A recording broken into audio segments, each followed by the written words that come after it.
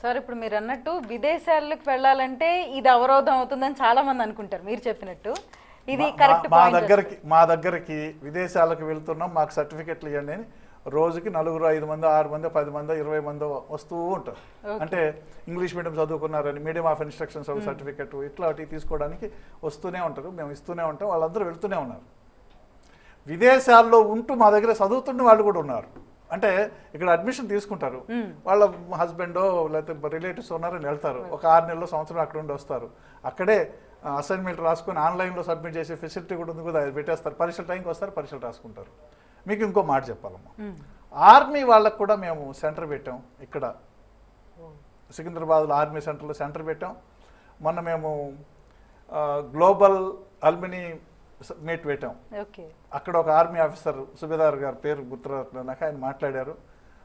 మేము మా సైనికులం ఒక చేత్తో తుపాకీ, రెండో చేత్తో అంబేద్కర్ ఓపెన్ యూనివర్సిటీ పుస్తకం పట్టుకొని సియాచిన్లో ఉన్నారు మా వాళ్ళని చెప్పాడు.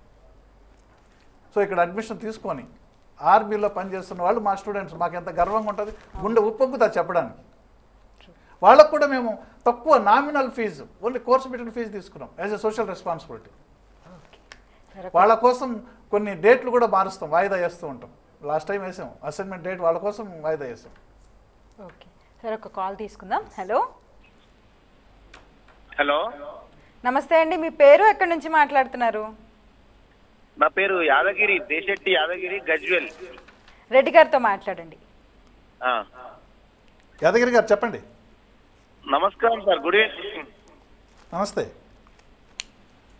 సార్, నాది మా మేడంది